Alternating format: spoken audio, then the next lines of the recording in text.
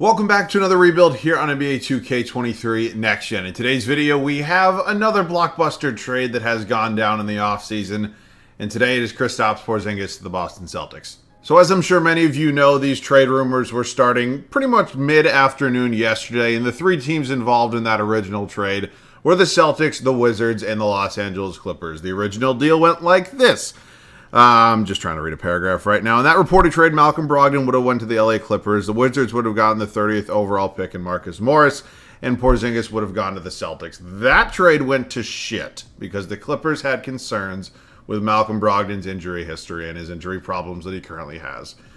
I'm not going to dive too much into the irony of that statement, but it's obviously very, very ironic, and the Clippers are on my number one hate list right now because of the new trade that ended up happening. The Celtics still got Porzingis. Along with that, they got the number 25 overall pick in this year's draft.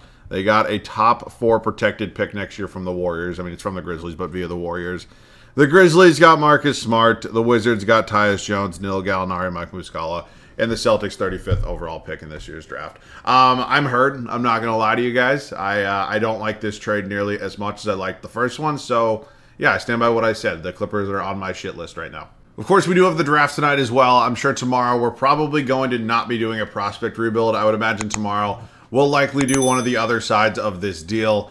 I don't know exactly. I mean, I can probably do a Marcus Smart Grizzlies rebuild. I don't know if he's quite good enough for me to do it, but let me know down below in the comments if you want to see it. Along with that, any other video ideas, of course, this is the time for the offseason where crazy trades happen, crazy signings will happen. Obviously, the draft is happening tonight, so we'll have some prospect rebuilds as well. So let me know what you guys want to see down below, but let's do this one. I'm trying to not lose my shit right now. Let's get into it. All right, so we're here in the game right now. I have yet to put through the trade. Kristaps Porzingis has a player option. He'll decline it in this game. We're just going to sign him and then trade him with the Wizards. I feel like that's the most logical thing to do, and then we'll go from there with the full details of the trade. So, yeah, I guess let's just get into the offseason. There's obviously a few things we do have to do. The Celtics now have a first-round pick this year, so we have to give them that, obviously, before we actually get into the draft, which you can clearly see is coming up here. So I'm only going to really do the Celtics offseason. It's not really going to matter too much what I do with the Wizards and the Grizzlies. It's not going to affect this video. So Joe Mazzulla is not going anywhere. The Celtics have made that abundantly clear. Let's head up to the draft now. We obviously are not going to have our second-round pick that we do have this year. It's at number 2. It's really number 5 in round 2. But we're just going to go ahead. We're going to make the trade so the Celtics have number 25, and then we'll figure everything else out after. So this is what we're setting up right now. Obviously, this is not the full trade, and I can't do the full trade yet because Kristaps Porzingis is not going to opt into his player option, and even if he did, I can't do it before the draft. So this is the 25th overall pick. I know it says Cleveland. It's not actually Cleveland. Tyus Jones is going to the Wizards. That Warriors pick is going to the Celtics. Marcus Smart's going to the Grizzlies, and that's just a placeholder second-round pick that's going to be going to the Grizzlies. Eventually, what I'll do is I'm just going to throw Mike Muscala and Danilo Gallinari into a trade straight up with the Wizards and trade it for Porzingis, and I believe that covers all our bases on this trade, if my math is correct. So we're putting this through, man. It hurts my soul to see Marcus Smart leave my favorite team. One of my favorite Celtics of all time. He was the heart and the soul of the Celtics. He was obviously a Defensive Player of the Year. During his time in Boston, he was the longest tenured Celtic that was still on that roster, man. I mean, he's been through basically all of it. I mean, he came in not too far after the Celtics went ahead and moved on from the Big Three era of Paul Pierce, Kevin Garnett, and Ray Allen, and he's been there throughout the entire rebuild, man. And it hurts. I'm not going to lie to you. It hurts. You know, man, it's just... He was a Celtic through and through. I mean, he did amazing things in this city. He gave back to the community, and he's somebody I'm going to forever love, and I really don't... I'm not happy that we traded him, but it is what it is. It's a business at the end of the day, and on paper, I do like the trade for the Celtics, but emotionally, I don't like the trade for the Celtics. So, got to put my big boy pants on, saddle up, and get into it, but we are probably still going to make a move here. I'm not trying to be realistic at this point. I think 25 will likely get traded from the Celtics anyways. I don't know if Brad Stevens is going to be able to find a trade surrounding Malcolm Brogdon. Obviously, there are injury concerns with him. That's why the Clippers didn't make the trade. Again, I hope you all see the irony in that. But we're going to probably try to find something right now. I don't 100% have to trade Brogdon, but if the right trade comes along, I'll obviously do it. If not, I'll probably see you guys in the draft. I'm going to do this trade here with the Chicago Bulls. I obviously don't play with injuries on in this game, so it doesn't really matter for either side. But Brogdon and our first-round pick this year are going to head over to Chicago.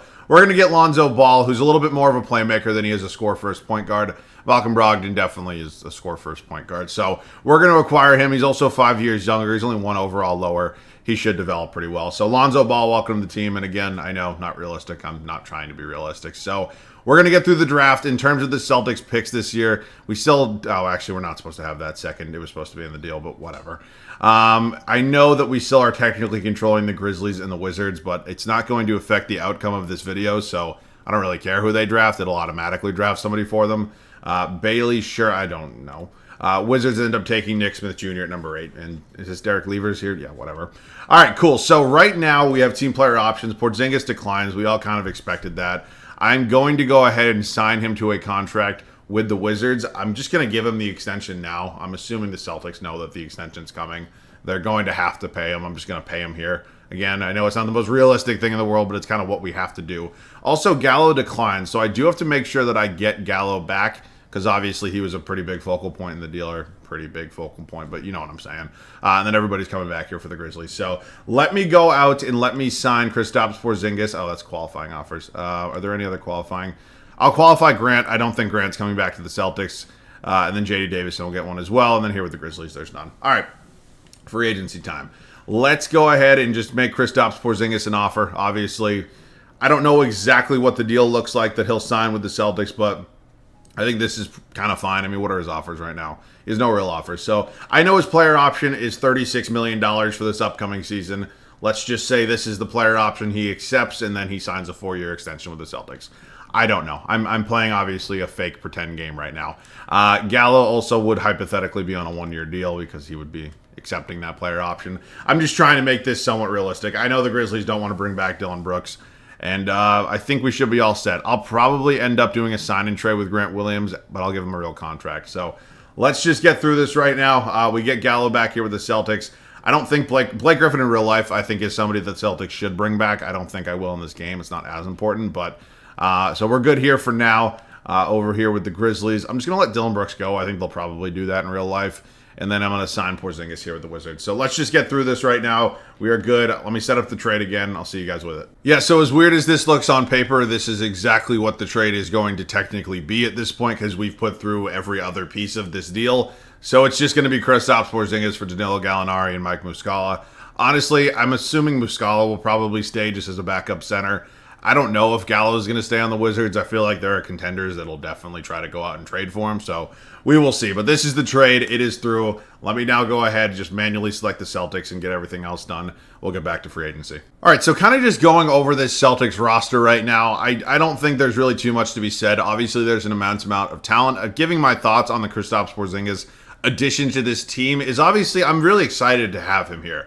I mean, he's still a really, really good player. I mean, he's a big that can play defense. He can stretch the floor. Obviously, there is some injury concern there, and that is a little bit tricky considering the Celtics do have Malcolm Brogdon. Obviously, some injury patterns there, and Robert Williams, who definitely has some injury history, along with Al Horford, who's going to be 37 years old at the start of next year. So there's definitely some tricky and challenging aspects of this Celtics roster right now. Never mind the fact that I'm assuming you're going to give Jaylen Brown a supermax. At the end of the day, he does deserve it, but that is a lot of money for a guy who can't dribble with his left hand. So we will see. Obviously, Lonzo Ball is not actually here, but I am excited to have him here in this game. Peyton Pritchard, who I think will likely get minutes if he's not in a bigger trade, should see an uptick in his minutes next season. JB and Derek White, I'm very... I don't know the correct way to word this. Derek White is a better player than Marcus Smart. He is. He proved that throughout the playoffs. But Marcus Smart just he meant more to the Celtics. So I'm not going to sit here and say that I would have rather traded Derek because honestly, if I'm Memphis, I probably would have preferred to have Derek White over Marcus Smart. But I don't know. It's just tricky. JT, obviously here, he's not going anywhere. Sam Hauser, I'm hoping we'll actually see some more minutes this year. He can be really effective, especially when it's just a catch and shoot kind of night for him. I don't know if he'll actually crack the rotation next year, but we'll see. Obviously, we have Porzingis, Al Horford still here, Rob Will. Luke, 7 foot for nothing, Cornette will not be on this roster. So we are going to do a sign and trade with Grant Williams. What that is going to be exactly, I don't know. I think Grant's market's anywhere between $11 and $15 million a year. I have no idea what a team's going to pay him.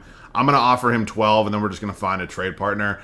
I guess I'll try to make it somewhat realistic, but it's obviously not going to be perfect. So let's find a trade. We're going to do this deal here with the Houston Rockets. It's not really realistic, and honestly, it doesn't make a ton of sense, but we're going to pull the trigger on it anyways. It's going to be a Grant straight-up swap here for Jae'Sean Tate.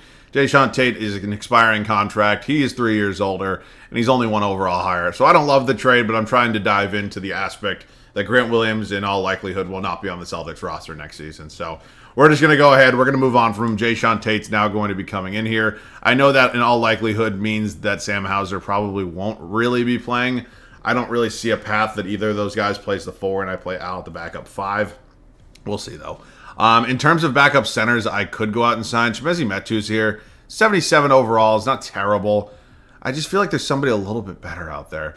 Would I prefer Chris Dunn over Peyton Pritchard? Maybe recuperate some of that defense that we lost. Lonzo is a pretty solid defensive point guard, though. You know what? Yeah, give me Chris Dunn. I'm gonna take in Chris Dunn. He's gonna be the new backup point guard on this team, and then we're gonna likely move Peyton Pritchard and Luke Cornett in hopes of finding ourselves a new backup small forward center. I think honestly I could maybe even throw Sam Hauser in here as well, but if not, I'll just get a pick. So let's just glance. We'll do him, Luke Cornett. I mean, is there a center here that's like somewhat competent that we can maybe make a trade for? No.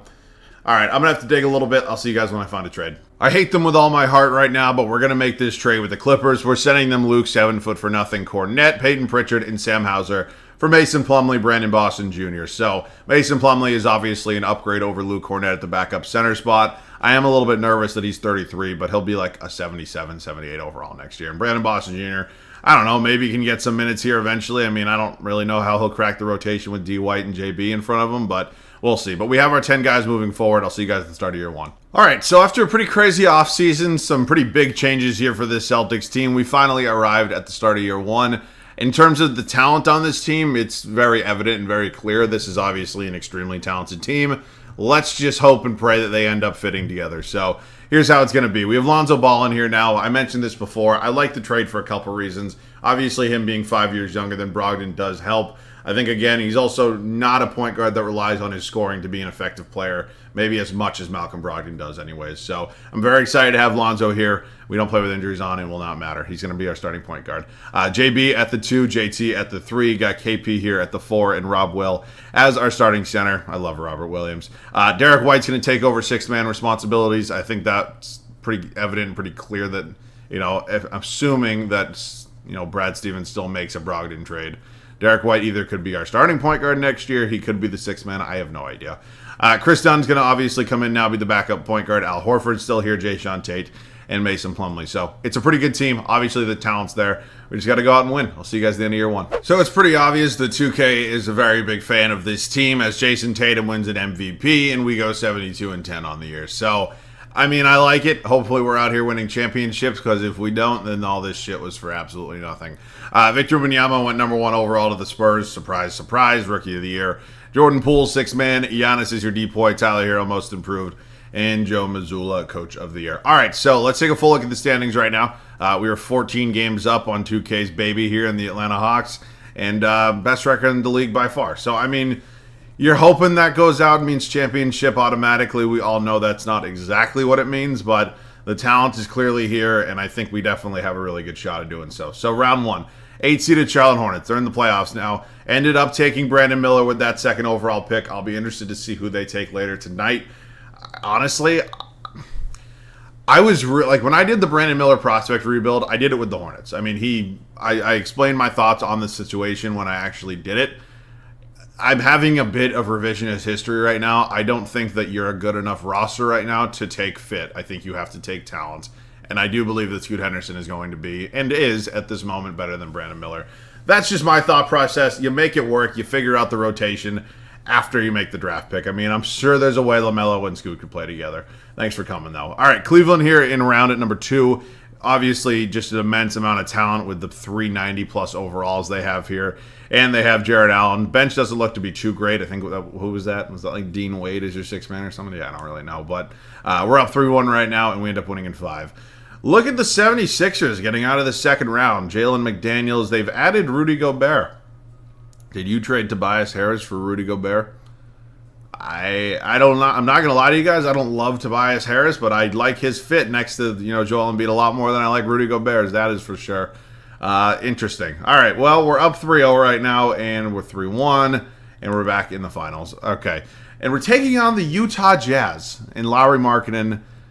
And interesting. They now have D'Lo. Kelly Oubre is here now. They drafted Taylor Hendricks, who I will say this every time. He always ends up with the Jazz somehow throughout these rebuilds. So I don't know. I saw Jonathan Isaac there as well. I mean, this is a good team, but I don't think they even come remotely close to being anywhere near as good as us. So we're going to be winning our championship here in year one. We're going to hop in, get a little bit of gameplay. Obviously, we're never guaranteed to come back here. I've had some really good teams that should have won multiple championships, not get back after year one. So I'm not going to make that mistake. We'll hop in, get some gameplay. We're up 10 on the verge of banner 18 for the Celtics. Obviously, we're feeling pretty good right now. I guess at this point in time with the 10-point lead, you would like to assume you're not going to blow it, but I don't know, man. I've done some pretty stupid shit in this game before.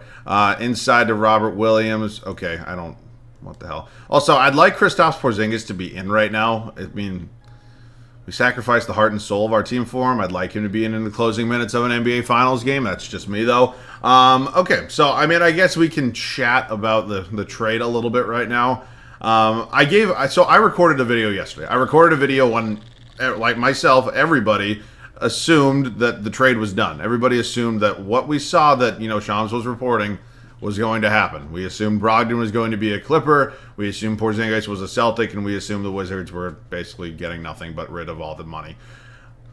I think my thought process, I'll go over, so the grades I gave at that point in time, I think, what was it? I gave the Clippers an A, because they really didn't give up anything of significant value, and they ended up getting the sixth man of the year in Malcolm Brogdon. I think that is a huge W. I gave them an A. I mean, getting rid of Marcus Morris for Malcolm Brogdon, no matter which way you spin it, is a W. I'm not getting all heated about this right now. I gave the Celtics an A-/B+.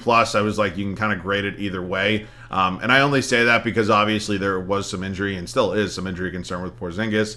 But I thought it was a good trade for them. I was not upset about that. And then I think I gave the Wizards a C+ just because for their return right now, it's not great, but down the line, it'll probably pay off when you have the cap space. Maybe you even hit on whatever draft pick you would have had, hypothetically. But my grades now are a little different. If I'm giving the Grizzlies a grade in this, so you see, I think that the deal that was going to be with the Clippers, that three-team deal, felt like it was a win for everybody. This one doesn't feel like it's a loss for anybody specifically, but it doesn't feel like anywhere near as big of a win as it potentially once was for everybody. So if I'm just thinking off the top of my head in terms of grades, I still think the Celtics got the best end of the deal. I do. I mean, they got the best player in the deal, and they got 2 first-round picks. So, I mean, just thinking with my brain, that tells me they probably won the deal. I'll give them an A-/B+. I'll stand at that grade. Because not only did they get Porzingis, but they got 2 first-round picks as well. So I think that's not going under the radar for a lot of people, but I also don't think those picks are going to stay with the Celtics. I think they'll move them. If I'm looking at this for the Grizzlies, I'm leaning B-. It's not a terrible trade for them by any means. It's not a great move either. I mean, it's a solid pickup for them. Marcus Smart is obviously going to help your defense on an already solid defensive team. I mean, you have the last 2 years depoys on that squad now, but you still gave up 2 first-round picks. Now, the 25th overall pick on paper is obviously not extremely valuable, but we know in the past people hit on late first-round picks. The Warriors pick next year that they're giving us is top 4 protected. In all likelihood, the Warriors will not suck next year. It'll probably be mid-20s, maybe early 20s if I had to guess. And then they get rid of Tyus Jones as well. Tyus Jones is a good player. I'm not going to sleep on Tyus Jones here. He's a very solid player. So all that for Marcus Smart.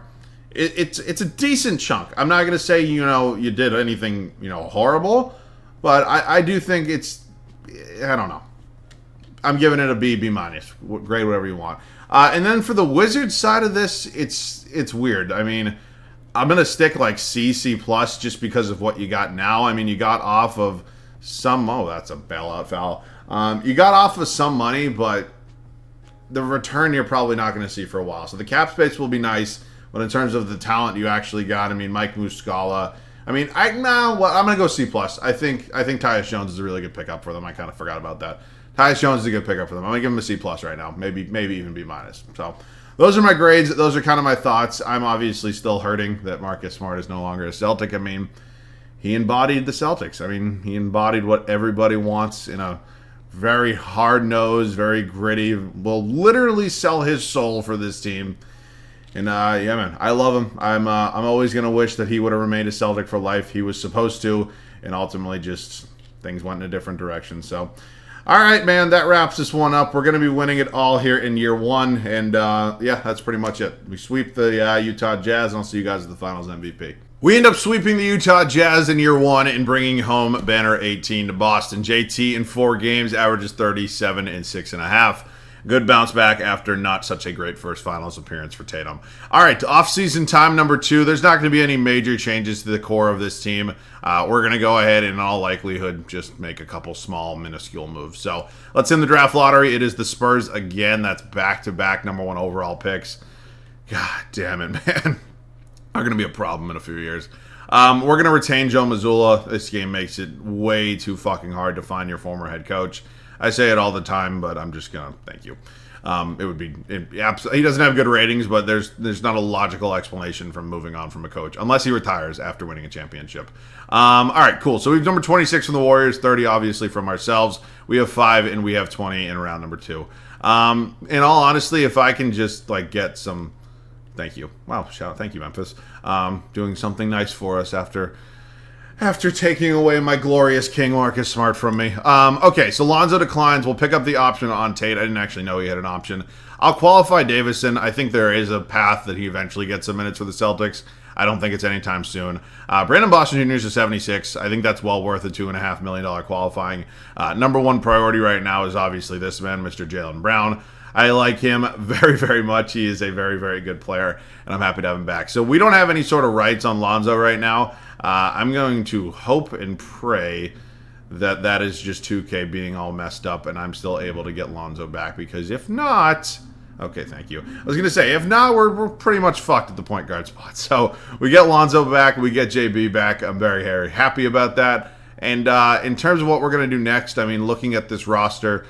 I think it's probably time to move on from Al Horford. I'm happy we got him a ring, but he's 38. He's going to regress. We all know this. So maybe combine him and Plumlee and then find a new backup at either the center or the power forward spot, whichever one we don't trade for. So let's do that. I have no idea what Sacramento is smoking or why they want to do this, but you can have 34-year-old Mason Plumlee and 38-year-old Al Horford for 23-year-old Keegan Murray and a first-round pick. Yep, doing that one 10 times out of 10. All right, well, welcome to the team, Keegan. I'm very excited to have you here. In terms of the backup centers on the market right now, Isaiah Hartenstein, fine by me. It is good enough. All right, I'll see you guys at the start of year number 2. Fresh off a championship, we made a couple changes to the bench. I think Keegan Murray is a really, really good addition to this team, and honestly, it's looking really, really good. So we're hoping to go back-to-back. Here's how it's going to look. It's Lonzo Ball, Jaylen Brown, Jason Tatum, Kristaps Porzingis, and Rob Will. Bench unit's going to be D. White, Chris Dunn, Keegan Murray, Jay Sean Tate, and Isaiah Hartenstein. I like it. I'll see you guys at the end of year 2. Ja Morant is your MVP here at the end of year 2. We were 2 games worse than last year, but I use worse with like quotations. We were 68 and 14. Not like that was to be considered a bad season. But Ja Morant MVP. Matas Buzelis went number 1 overall to the Spurs. They pair him up with Victor Wembanyama, and they get their 2nd straight Rookie of the Year. Eamon Thompson is in Portland. He's winning 6th Man of the Year, assumingly backing up Damian Lillard. Giannis is your D-Boy. Shaedon Sharpe, Most Improved. Joe Mazzulla, 2nd straight Coach of the Year. All right, it is time for the playoffs here. We were, again, cleared away best record in the East. Actually, only 6 games ahead of the Utah Jazz here. Maybe a finals rematch? We will see. Time will tell. Here's a look at the numbers. I mean, there's just so much talent on this team. It's not really going to affect anything. And who we got in round 1? 8-seeded Hornets again. All right, so they've added Emmanuel quickly. They now still have Brandon Miller, who's developing a bit. Denny Avdija here. Mark Williams still going strong at that center spot. Yep, okay. Moving on. We have the New York Knicks here in round number 2. Doesn't look like any major changes. They've added Dennis Schroeder to the bench. Billy Hernangomez. Goga's there. Yeah, I don't think so. And then Atlanta here in the Eastern Conference Finals. Good talent. I don't know. I mean, they are 2K's favorite team, so we will see. We're up 3-1 right now. Make it 3-2. That's the... Oh, my God. Okay. I was going to say, that was the only time so far in the playoffs that we've lost more than 1 game in a series, and it went to 7. Oh, my God. Don't do this to me. Oh, no. Oh, no. I didn't even put 2 and 2 together. Oh, this hurts. This hurts. This hurts. Oh, God damn it. I wouldn't even be mad if the Grizzlies won. I'm not going to lie. We're up 3-0. We sweep. All right, so we get our second straight championship. JT, second straight finals MVP. We'll hit the draft lottery again. I don't think we traded for anything in here. Doesn't look like it. That is your draft lottery right there. The Raptors end up with the number 1 overall selection. We're good with Joe Mazzulla. Up to the draft, I don't know if we actually have, or did we trade our first? We might have. Nope, we did not. It's at number 30. I'll just take 2 seconds. It's fine. I don't. There's so much talent on this team. I don't even need it. So JT declines. He's obviously my number 1 priority. I'll continue to qualify Davison in Boston, who's actually up to a 78 overall. There definitely could be a spot for him in somebody's rotation. I don't know. But we have a lot of free agents. So, yeah, this is number 1 priority. Make sure I get him back. Derek White is also somebody I'd like to retain. And then Jayshawn Tate could be a sign-and-trade piece for me. We'll see. I'm going to renounce Lamb and Davison. I mean, Brandon Bosch Jr. is qualified. I mean, how much does he want? He wants $8 million. Maybe I'll bring him back and then throw him in a trade. I don't really know. But obviously, prioritizing, and we got Tatum and White back, which is great. I think there's definitely a trade coming. I don't know how I feel about this trade. We're going to try to switch it up a little bit, make some changes. Jonathan Isaac, when healthy, is obviously a tremendous defensive piece. The problem is he's just never healthy. So, Brandon Bosch Jr. hopefully will get some opportunities in Utah as well. So, we're going to try to make that trade. They don't take it. I have about 87 first-round draft picks they'll go through. All right, so if I want to improve the backup center spot, obviously it's just going to be Hartenstein and a couple draft picks. I mean, I don't really know what I could get that would be a significant upgrade. And honestly, we're fine. All right, I'll see you guys at the start of the third and final year. It's the final season for us here in Boston. We've won 2 straight championships. We're looking to make it 3. We made a small change to the bench, the addition of Jonathan Isaac. I'm pretty happy. I mean, just an incredible amount of talent. Lonzo Ball, JB, JT, KP, Rob, Will, bench unit's going to be Derek White, Chris Dunn, Keegan Murray, Jonathan Isaac, and Isaiah Hartenstein. I mean, there's just nobody's going to beat us. I'll see you guys at the end of year 3. Final season is over, and Shai Gilgeous-Alexander wins his first career MVP, as we also tie the best record in NBA history, going 73-9. That's obviously pretty good. Let's see if we can win a 3rd straight championship. Mr. Ian Jackson's your rookie of the year. Dame is now on the bench, still not running from the grind. He's still in Portland. 6th man of the year. Giannis is your depoy. Kira Lewis Jr. most improved. Joe Mazzulla, that's 3 straight coach of the years, I believe. All right, here's a full look at the standings. I mean, yeah, we're just too good, huh? I honestly don't think anybody's even going to remotely come close to beating us. I mean, I know we had some trouble with what was it, the Hawks last year. We'll see. All right, we have the 8-seeded Toronto Raptors here. Cole Anthony, Anthony Black. Oh, that's funny. You got 2 Anthonys. All right, yeah, you're competent 8-seed. Atlanta here in round 2. This is a little bit more of a challenge just in terms of how much 2K loves them, but their front court has changed. With all due respect, you're starting Kevon Looney over Clint Capella. Fully healthy? I don't know about that. We are up 3-0, and we sweep. All right, 6-seed Orlando Magic. Boogie Fland, Kobe White, Franz Wagner, Banchero, Wendell Carter Jr. Okay. Oh, shit. This is not what I was hoping for. Yeah, I mean, the Victor... Oh, my God, you have so many foreign players. The Victor Wembanyama effect is obviously real. He's going to be a pain in the ass to play against.